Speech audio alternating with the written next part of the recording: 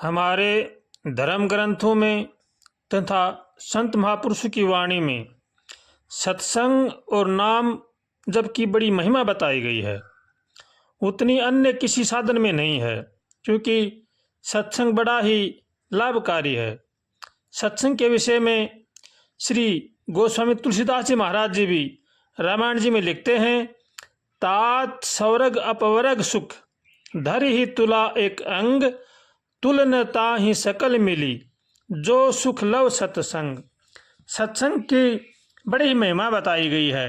वो बताते हैं कि स्वर्ग और मोक्ष के सब सुखों को एक तरफ कर दिया जाए और सत्संग का सुख अगर एक तरफ किया जाए तो सत्संग का बड़ा ही लाभ है, ऐसा संत महापुरुष बताते हैं। सत्संग की बड़ी ही विलक्षण महिमा है, इसलिए हर मनुष्य को चाहिए कि वो सत्संग करे। सत्संग करके अपने जीवन में उतारना चाहिए। सत्संग करने का मतलब है कि सत्संग की बातें सुने और उन पर अमल करे, उन पर चलने की कोशिश करे। जो भी महापुरुष धर्म ग्रंथ में बताते हैं, धर्म की बातें बताते हैं, उन पर चलना चाहिए, तभी हमें सत्संग का लाभ मिलेगा। वरना हम चाहे लाख सत्संग करो, लाख बातें सुनो, कोई भी काम की नहीं है। जो हमें सुनते हैं वो हमें हमारे आचरण में आने चाहिए, हमारे जीवन में उनका उतरना चाहिए, तभी सत्संग का लाभ होता है। तुलसीदास जी महाराज जी लिखते हैं, पुण्य एक जग महु नहीं दूजा मन कर्म वचन विप्रपद पूजा। पुण्य पुंज बिन मिल ही न संता सत्संगति सन सति कर अंता। भगति सुतंतर सखल सुख खानी बिनु सत्संगन पावहि प्राणी। भक्ति स्वतंत्र है और सब सुखों की देने वाली है, परंतु संतों के संग से यह भक्ति प्राप्त होती है। इसलिए सज्जन पुरुषों का संग करना चाहिए और भगवान का होकर के भगवान का भजन करना चाहिए। इसी में ही जीव की भलाई है। जगत में सत्संग के सिवा और दूसरा कोई पुण्य नहीं है। हर मनुष्य को चाहिए कि वो सत्संग करे और उन पर चलने की कोशिश करे। संत महापुरुष बताते हैं कि संसार में गौ माता और ब्राह्मण के समान दूसरा पूज्य नहीं है। गौ माता की सेवा करनी चाहिए और ब्राह्मण का आदर करना चाहिए। ब्राह्मण वो होते हैं जो ब्रह्म में विचरते हैं, धर्म पर चलते हैं, धर्म पर चलाते हैं, उनका नाम ब्राह्मण है। जाति से ब्राह्मण नहीं, कर्म से ब्राह्मण होते हैं। इसलिए ऐसे जो भी होते हैं वही ब्राह्मण होते हैं। इसलिए उनकी बात पर चलना चाहिए, उनकी बात पर को मानना चाहिए। यही हमारे संत महापुरुष और धर्म ग्रंथ कहते हैं। इसलिए हर मनुष्य को चाहिए कि वो धर्म पर चले और धर्म की बात माने, तो ही जीव का कल्याण है। वरना तो चाहे लाख कोशिश करो, कितने ही जप तप करो, कितने ही धर्म पूर्ण करो, कितना ही दान करो, वो हमारे काम के नहीं हैं।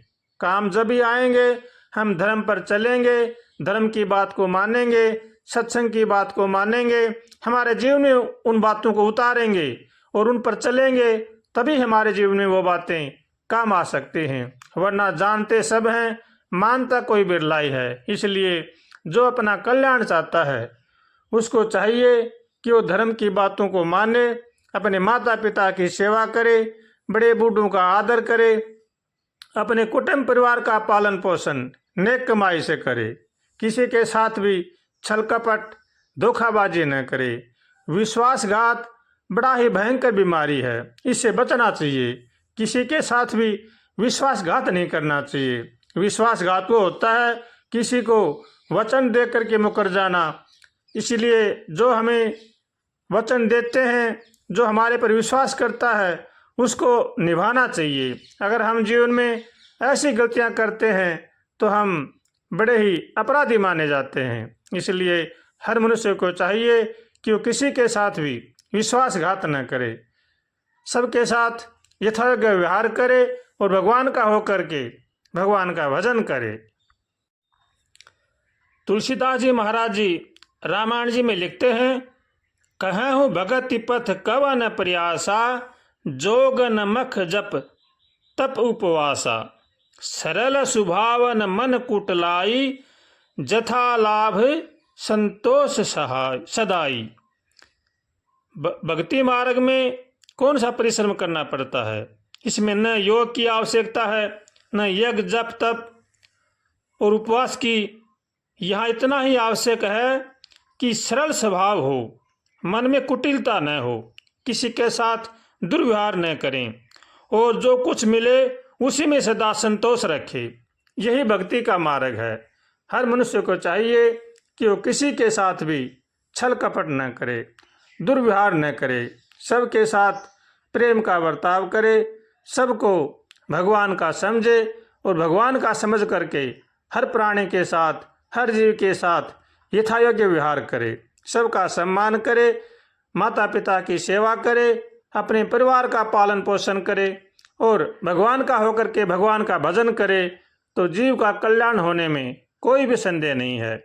और जो अपना कल्याण चाहते हैं उनको चाहिए कि वो किसी के साथ भी छल कपट न करें, चोरीबाजी न करें, दगाबाजी न करें और भगवान का होकर के भगवान का भजन करें।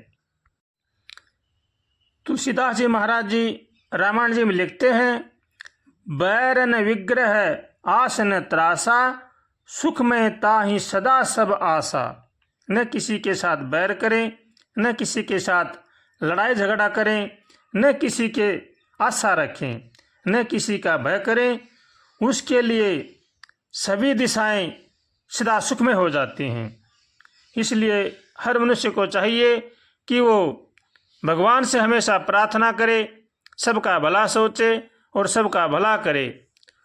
हरदम भगवान से यही कहे, हे भगवान हमें सद्बुद्धि दो, सद्विचार दो, ताकि संसार की बुराई से बचें। ऐसे भगवान से रोज प्रार्थना करनी चाहिए। सोई सर्वज्ञ तज्ञ सोई पंडित, सोई गुण ग्रह विज्ञान अखंडित। दक्ष सकल लक्षण जुत जोई, जाके पद सरोज रति होई। वही सर्वज्ञ है, वही तत्वज्ञानी है और वही पंडित है और वही गुणों का घर और अखंड विज्ञानवान है। वही चतुर है और वही सब लक्षणों से युक्त है, जिनका श्री रामचंद्र जी के चरणों में अगाध प्रेम हो। वही भगत है, वही मनुष्य धन्य है जो भगवान के प्रति प्रेम रखता हो, भगवान को चाहता हो और भगवान के रास्ते पर चलता हो, वही धन्य है। इसलिए हर मनुष्य को चाहिए कि वो भगवान की शरण में होकर के भगवान का भजन करे, अपने को अधोगति में नहीं पहुँचाए। मनुष्य जन्म बड़ा ही अनमोल है, ये बड़ा ही विलक्षण है, इसको व्यर्थ में नहीं गंवाना चाहिए। ये देवताओं को भी दुर्लभ है। ऐसे देव दुर्लभ शरीर को पा करके जीव को अपना कल्याण करना चाहिए। न किसी के साथ बैर करना चाहिए, न किसी के साथ मित्रता करनी चाहिए, सबके साथ समता का भाव रखना चाहिए। सभी भगवान के हैं, सभी भगवान से लगे हुए हैं, ऐसा मानकर सबका आदर करना चाहिए और सबके साथ यथायोग्य सत्कार करना चाहिए और भगवान का होकर के भगवान का भजन करना चाहिए। इसी में ही जीव का कल्याण है। वरना तो हम लाख कोशिश करो, हम सुख से नहीं रह सकते। जो दिल में जीवन में अपने सुख शांति चाहते हैं उनको चाहिए कि वो सबका भला करें, सबका भला सोचें और भगवान का होकर के भगवान का भजन करें। श्रीमन्नारायण नारायण नारायण हरि, श्रीमन्नारायण नारायण नारायण हरि, श्रीमन्नारायण नारायण नारायण हरि, श्रीमन्नारायण नारायण नारायण हरि, श्रीमन्नारायण नारायण नारायण हरि, श्रीमन्नारायण नारायण नारायण हरि, श्रीमन्नारायण नारायण नारायण हरि श्रीमन्नारायण नारायण नारायण हरि श्रीमन्नारायण नारायण नारायण हरि श्रीमन्नारायण नारायण नारायण हरि।